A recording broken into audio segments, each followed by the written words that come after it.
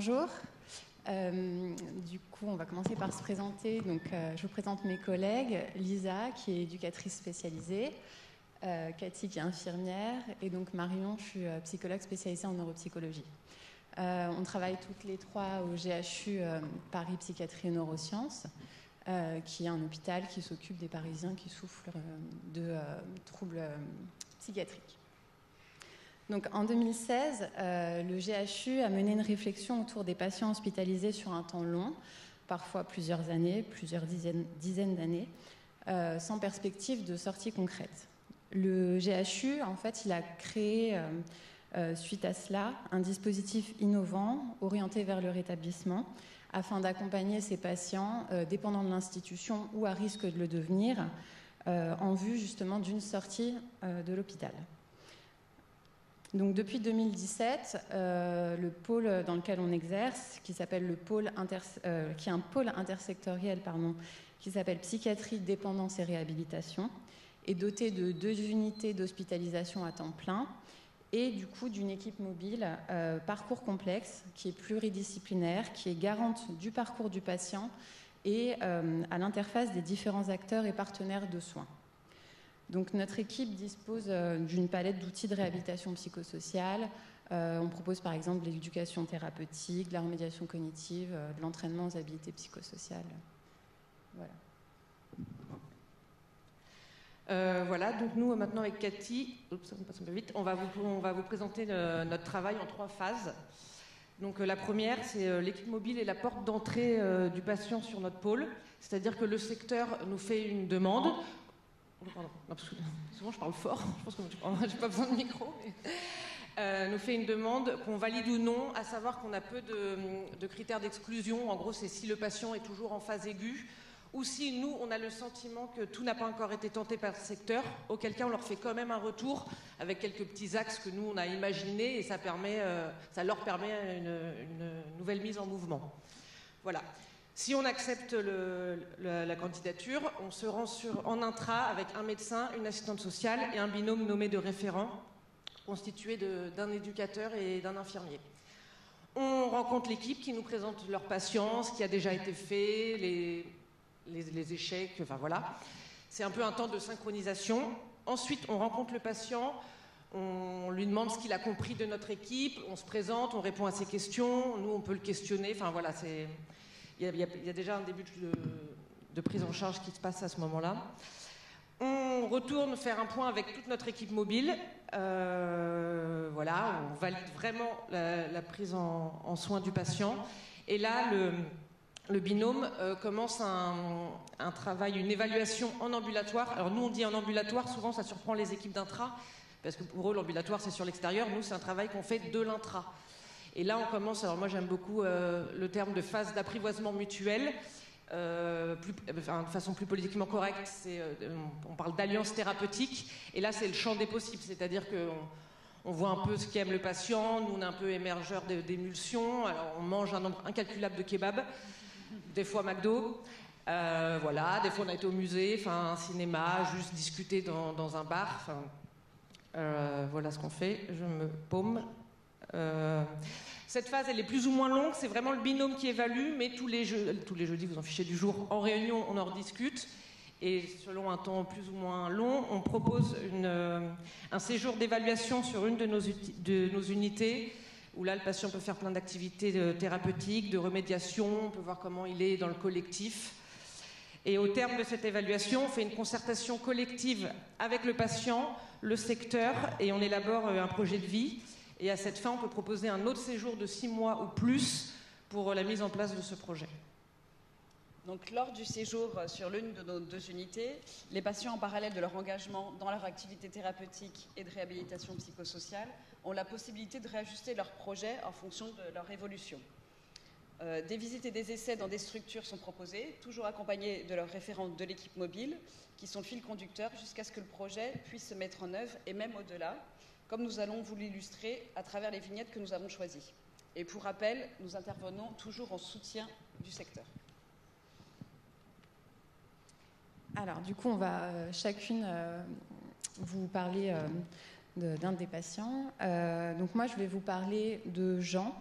Donc, à l'âge de 25 ans, Jean il commet un passage à l'acte hétéro-agressif très grave dans le cadre d'une décompensation délirante. À ce moment-là, il y avait rupture de traitement, consommation de cannabis. Il était isolé socialement et affectivement.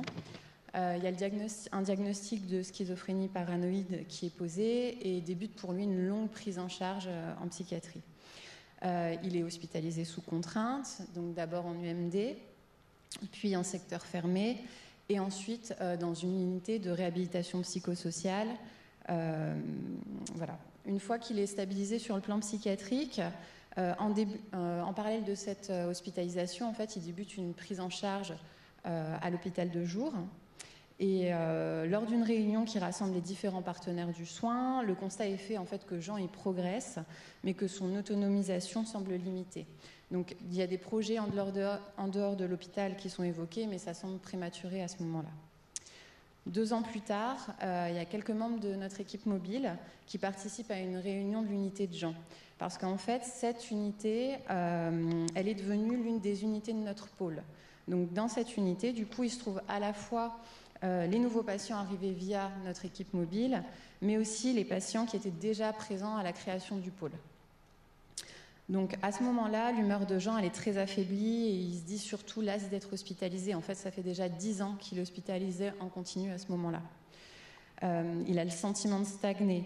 Ce qui est rapporté, c'est vraiment un manque de confiance en lui, une difficulté à organiser son quotidien, un apragmatisme et des troubles attentionnels et des oublis.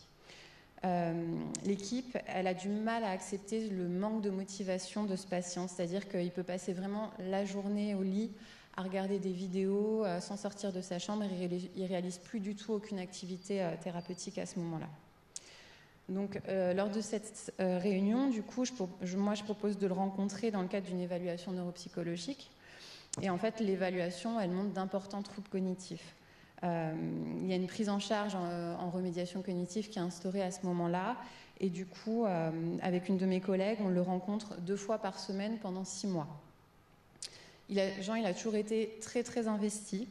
Il est assidu, il était sérieux lors des séances. Et en fait, à la fin du programme, on a remarqué, donc quantitativement et qualitativement, qu'il y avait vraiment une amélioration de ses compétences cognitives. Et on l'a surtout ressenti dans son quotidien, c'est-à-dire qu'il a à nouveau été capable de réaliser des choses et il a gagné en confiance. Il a pu sortir de sa chambre et participer de nouveau à des ateliers thérapeutiques. Donc à ce moment-là, en fait, ce qu'on a pu observer, c'est que le regard qu'il portait sur lui-même avait évolué, mais aussi celui de l'équipe sur Jean. Donc la communication est devenue plus fluide avec son équipe et à ce moment-là, ils ont pu réfléchir à un projet d'avenir cohérent. À partir de ce moment, il y a des réunions de synthèse qui ont été organisées en fait, afin de réunir les différents acteurs de la prise en soin de Jean. Donc il y avait l'hôpital de jour, le CMP, notre unité d'hospitalisation et aussi notre équipe mobile. Et le but, c'était vraiment d'évoquer ensemble son projet de vie. Au vu de la complexité de son histoire, il y a eu de nombreux débats cliniques très enrichissants, mais parfois houleux. Et c'était nécessaire, en fait, afin de pouvoir obtenir une pensée commune autour de Jean. Donc, peu à peu, une sortie sur mesure de l'hôpital a pu se construire. Donc, 2 référents de notre équipe mobile ont suivi Jean pour l'accompagner au mieux lors de cette sortie de l'hôpital. Donc il y a eu des rencontres régulières qui ont été organisées afin que Jean puisse déposer son vécu, se sentir soutenu. Et il y a vraiment un lien de confiance qui s'est créé parce que Jean il pouvait les solliciter dès qu'il en ressentait le besoin. Donc actuellement, il est en programme de soins. Après avoir intégré un atelier de préparation à l'entrée en ESAT pendant plusieurs mois, il travaille actuellement au sein d'un ESAT. Et il réside dans le foyer post-secure de son secteur. Donc la prochaine étape, pour nous, c'est vraiment de lui permettre de trouver un hébergement pérenne. Donc en fait, chaque petite évolution a nécessité de se réunir, en fait, car il peut être délicat et cela peut parfois inquiéter d'élargir les libertés d'une personne qui a commis un acte grave dans le passé. Donc le rôle de notre équipe mobile, c'est d'interroger les craintes, de rappeler les évolutions dont nous avons été et sommes toujours témoins, et de rassurer par notre présence dans l'accompagnement.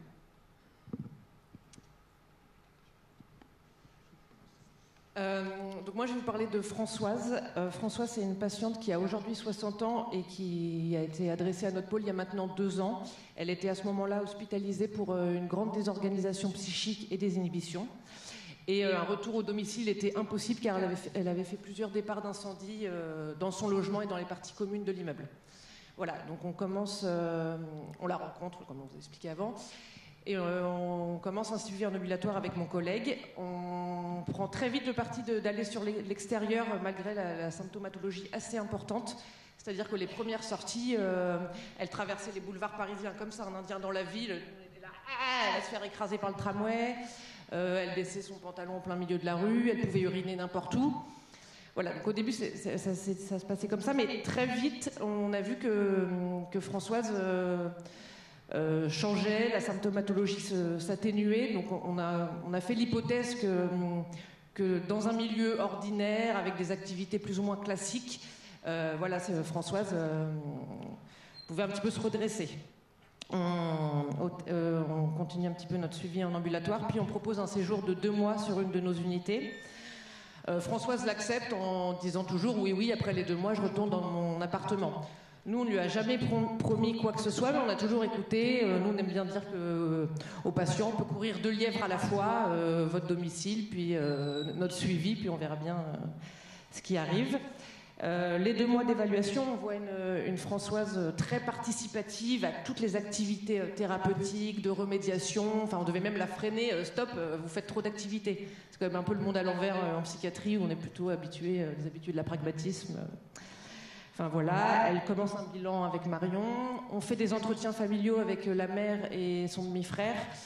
Il faut savoir que la mère, au début, c'était pas une alliée potentielle parce qu'elle était quand même très en colère envers la psychiatrie. Une de ses filles s'était quand même suicidée pendant un entretien avec un médecin. Enfin voilà, on a dû créer une... Ça veut dire que je suis trop longue? Non. On a aussi travaillé avec la maman. Voilà. Au terme des 2 mois, on propose un séjour prolongé à Françoise. Séjour elle nous a mis ses conditions. Ok, mais moi je veux faire du séquentiel. On accepte, c'est-à-dire que Françoise fait 4 jours chez nous et 3 jours dans son domicile. La maman habite quelques étages au-dessus, donc ça nous a un petit peu rassurés. Tout se passe bien, mais alors là, très très très vite, Françoise, elle dit moi je veux retourner à mon domicile à temps plein. Je veux faire une sortie d'hospitalisation contre avis médical. Elle est en soins libres, elle en a le droit. Donc voilà, donc là, nous, c'est panique à bord. Moi, j'ai un petit bonhomme dans mon cerveau qui se cogne à toutes les parois. Putain, elle va mettre le feu. Angoisse. On se pose, on se calme. On contacte le secteur, on fait un point tous ensemble. Et là, on décide de se faire confiance et on tente le coup. Donc là, on a mis un truc ultra resserré, c'est-à-dire qu'avec mon collègue, on a été toutes les semaines chez Françoise. Au début, on ouvrait la porte, c'était nuage de fumée, vous êtes où? Donc là, angoisse du feu. C'était le ménage, c'était la catastrophe. Quand on sonnait, elle ouvrait sans demander qui c'était. Enfin voilà, on a un petit peu essayé de travailler tout ça. Elle a continué un travail toutes les semaines avec Marion de remédiation. On a un peu élargi les VAD, c'est-à-dire que maintenant on fait tous les 15 jours. Là, depuis quelques mois, on vient avec une ergothérapeute qu'elle connaissait d'une de nos unités. On essaye de lui apprendre à se faire des pâtes au micro-ondes. Comme ça a l'air simple. Même moi, j'y arrive. Mais en fait, c'est super compliqué parce qu'on lui fait les étapes. La désorganisation est toujours là, c'est-à-dire que elle met pas d'eau, elle chope les pâtes dans le micro-ondes sans prendre les maniques, elle se brûle. Enfin voilà. Donc ça fait plusieurs séances qu'on essaye juste de faire des pâtes au micro-ondes, mais comme on est ultra optimiste, on va y arriver. Voilà, donc ça fait maintenant 1 an que Françoise est dans son domicile. On ne sait pas, pareil, on ne peut pas présager de l'avenir, on ne sait pas combien de temps ça tiendra, mais pour l'instant ça tient. Est-ce que j'ai oublié quelque chose? Je crois pas. Oui, sa maman nous fait des confitures, on s'écrit des cartes postales quand on est en vacances. Je vais sûrement lui ramener un porte-clés Vive la Corse, on aime la Corse. Voilà, j'ai appelé cette vignette Françoise mène sa barque parce qu'en fait tout du long de la prise en soins, Françoise elle a toujours été le capitaine de son bateau, c'est-à-dire que je veux rentrer dans mon logement et nous on a un peu fait le gouvernail, c'est-à-dire que quand ça partait un peu à gauche, à droite, on se remettait, mais on a été au but de Françoise. Alors moi je vais vous parler de Robert, c'était un patient de 73 ans, schizophrène, suivi en psychiatrie depuis plus de 45 ans. C'est le premier patient qu'on a eu à l'équipe mobile. Donc il est propriétaire d'un appartement, il n'est plus en capacité d'y habiter depuis 3 ans suite à des troubles du comportement, une mise en danger, il hébergeait des SDF, il ne prenait pas son traitement, il n'allait pas au CMP, une perte d'autonomie, ce qui rend le retour au domicile impossible, même avec des aides. Donc au vu de son âge, un projet d'EHPAD est envisagé par le secteur, mais Robert refuse tout projet autre que le retour à domicile. Devant cette impasse, le secteur a fait appel à notre équipe mobile. Donc on a commencé un suivi ambulatoire. Il faut savoir que ce suivi ambulatoire, il a duré quand même 8 mois, afin qu'on puisse créer vraiment un lien de confiance, parce qu'au départ, il refusait les entretiens, il était opposant, ou ça durait vraiment 2 minutes. Donc suite à ces 8 mois de suivi ambulatoire, on a pu lui proposer un séjour d'évaluation sur une des 2 unités, qu'on a pu prolonger de 2 fois 6 mois. Donc durant ce séjour, il y a eu une bonne intégration, globalement son comportement a été adapté. Donc, bonne intégration. Globalement, son comportement reste adapté, malgré une fluctuation de l'humeur et des propos délirants. Il participe à pas mal d'activités, telles que le jardinage, l'écoute musicale, la médiation animale et les jeux de société. Donc, un réel lien de confiance s'est créé avec ses référents. Et petit à petit, Robert est devenu favorable au projet EHPAD. Donc, ce qui est important, c'est qu'on a réussi à sélectionner une petite structure avec un jardin, un potager, un piano, un chat, qui correspond à ce qu'on avait pu observer de ses affinités. Donc dès la première visite, Robert s'est projeté de suite. Il a même demandé à récupérer ses affaires personnelles dans son appartement pour pouvoir meubler et décorer sa chambre. Donc on a pu faire cette admission. L'admission, ça s'est bien passé. Il a repéré rapidement les personnes ressources. Nous avons effectué une visite mensuelle qui rassure Robert et le personnel de la structure. Durant chaque visite, nous sortons à l'extérieur afin qu'ils puissent repérer le quartier, faire quelques achats et on mange au restaurant. Ces visites sont très attendues par Robert. Il fait son petit programme, il s'agit de sa seule sortie. Les mois passent et là, la directrice de l'EHPAD nous contacte avant le jour de notre visite pour nous faire part de leur inquiétude concernant le comportement de Robert. Donc, en effet, il présentait une agitation psychomotrice, une agressivité verbale envers les résidents mais aussi l'équipe, une persécution et une rigidité dans ses relations. Donc nous venons rapidement, nous organisons une visite. Le lien de confiance et l'alliance thérapeutique fait que Robert reconnaît une mauvaise absorption médicamenteuse. En effet, dans beaucoup d'EHPAD, les infirmières préparent le pilulier, elles le déposent sur la table de chevet, mais elles ne vérifient pas la prise.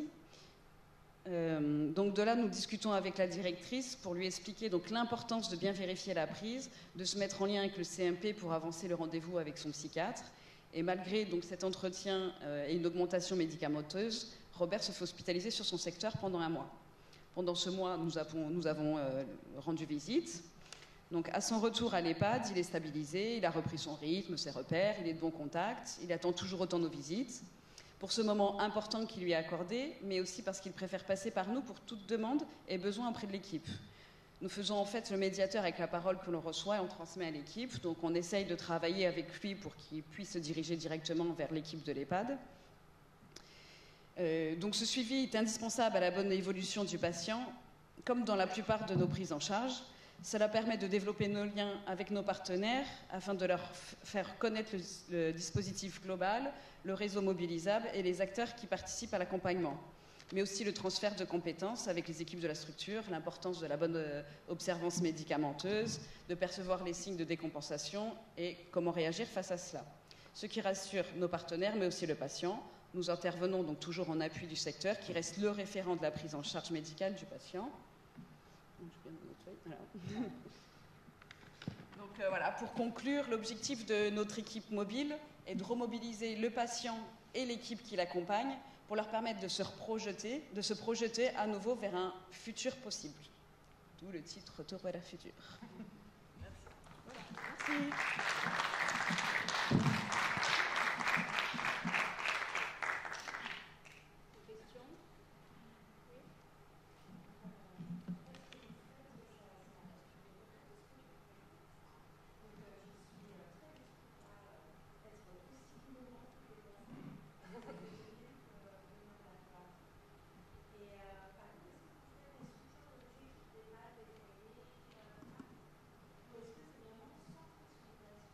Non, on crée du partenariat, donc officialisé ou non, c'est-à-dire par des conventions. Comme l'a présenté Cathy, on fait aussi beaucoup de VAD dans toutes les structures parisiennes. Et on échange énormément avec les équipes, que ce soit sur notre patient, sur d'autres patients. Et on peut avoir à vocation dans le futur, on n'a pas encore vraiment mis en place, de créer des groupes s'ils en ont besoin pour parler de patients compliqués. Ah oui, ça on a fait aussi. Ah oui. Donc voilà, et on fait de l'ETP dans les structures du médico-social. On a un programme de TP et on le fait. Ah oui.